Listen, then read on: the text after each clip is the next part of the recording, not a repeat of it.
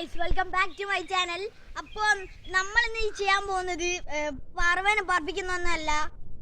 നമ്മൾ പറവേനെ പറപ്പിക്കൽ നിർത്തിയിട്ടുണ്ട്. എൻ്റെ എൻ്റെ വേറൊരു യൂട്യൂബ് ചാനലുണ്ട്, പറവ വ്ളോഗർ മച്ചാൻ എന്നാണ് അതിൻ്റെ പേര്. അപ്പോൾ ആ ചാനലിൽ ഞാൻ ഒരു വീഡിയോ അയച്ചിരുന്നു പറവേനെ പറപ്പിക്കുന്നത്. അങ്ങനെ ഒരു പറവ മിസ്സായിട്ട് തല്ലന്നാരെ ഇറക്കിയാണ് കിട്ടിയത്. എന്തോ ഭാഗ്യം എന്നറിയാം. അതുകൊണ്ട് നമ്മൾ ഇന്ന് ചെയ്യാൻ പോകുന്നത് പ്രാവിനെങ്ങനെ ട്രെയിൻ ചെയ്യാം, പിന്നെ പറവക്കാർ അറിയേണ്ട ചില ട്രിക്കുകളുണ്ട്. അപ്പോൾ നമുക്ക് നേരെ വീഡിയോയിലേക്ക് കടക്കാം. നമ്മൾ പറവ പ്രാന്തന്മാർ ആദ്യമായിട്ട് അറിയേണ്ട ഒരു കാര്യമുണ്ട്. നമ്മൾ പ്രാവിനെങ്ങനെ പറപ്പിക്കുകയാണെന്ന് വെച്ചാൽ നിങ്ങൾക്കറിയാലോ, മറ്റേ കുറേ സമയം നിലത്തിങ്ങനെ തൊടിക്കാണ്ട് കുറേ മണിക്കൂറുകളോളം ഇങ്ങനെ ആകാശത്തൂടെ വട്ടമിട്ട് പറപ്പിക്കുകയാണ് പറപ്പിക്കൽ കൊണ്ട് ഉദ്ദേശിക്കുന്നത്. അപ്പോൾ ഇങ്ങനത്തെ പ്രാവ് നല്ല രീതിയിൽ പറന്ന് നല്ല രീതിയിൽ റിസൾട്ട് തരണമെങ്കിൽ നല്ല രീതിയിൽ പറക്കുന്ന രണ്ട് ബേഡുകളെ വെച്ച് ബ്രീഡ് ചെയ്തിട്ടുണ്ടാകുന്ന കുട്ടികളെ വേണം നിങ്ങൾ പറപ്പിക്കാൻ വേണ്ടിയിട്ട്. നല്ല ഒന്നാം തരം ഫ്രഷ് പ്രാവിനെ അയക്കണം നിങ്ങൾ ബ്രീഡിങ്ങിന് ഉപയോഗിക്കേണ്ടത്. അങ്ങനെ ഉണ്ടാകുന്ന കുട്ടികളെ പറപ്പിക്കുന്നതായിരിക്കും ഏറ്റവും നല്ലത്. പിന്നെ പ്രാവിനെ പറപ്പിക്കുമ്പോൾ 1.5 മാസമൊക്കെ ആകുമ്പോഴത്തേക്കും പറപ്പിക്കരുത്.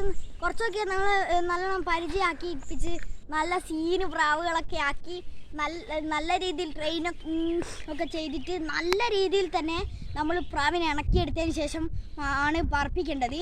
അല്ലാതെ പെട്ടെന്ന് ഒരു ദിവസം ഈ വീഡിയോ കണ്ടിട്ട് അതിൻ്റെ ചെറുതളവിൽ ഞാൻ പ്രാവിനെ പറപ്പിക്കാൻ പോവുകയാണെന്ന് പറഞ്ഞ് പറപ്പിക്കുകയല്ല.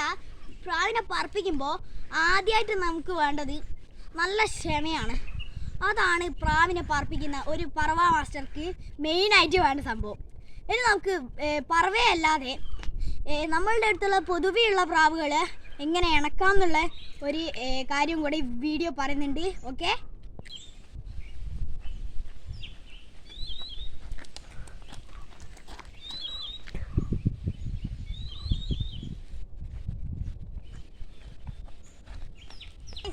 നമ്മൾ ആലോചിക്കുന്നത് നമ്മൾ പറഞ്ഞു വരുന്നത് വേറൊന്നുമല്ല, പറവപ്രാവുകൾ മാത്രമല്ല ഞാൻ ഈ വീഡിയോ പറയുന്നത്.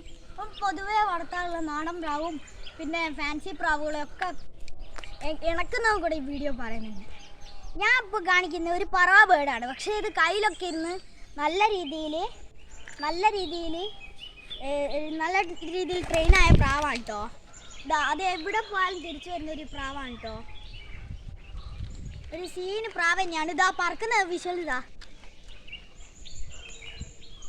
ഓക്കെ, അത് ഇതാ അവിടെ എൻ്റെ വീട്ടിൽ അവിടെ ഇറങ്ങിയിട്ടുണ്ട്. അപ്പോൾ ആ പ്രാവിനെ ഞാൻ ഇണക്കിയത് വേറെ ഒന്നുമല്ല, ചെറുപ്പം മുതലേ അതിനെടുത്തിട്ട് ഇങ്ങനെ കയ്യിലിങ്ങനെ വെക്കും. അതിനൊരു 15 ദിവസമായി ഒരു കുറച്ചൊക്കെ തൂവൽ വന്നതിന് ശേഷം നമ്മൾ അതിനെടുക്കുക, ഇങ്ങനെ കയ്യിലിങ്ങനെ വെക്കുക. വെച്ച് പിടിച്ച് ഞെക്കാനൊന്നും പാടില്ല കേട്ടോ.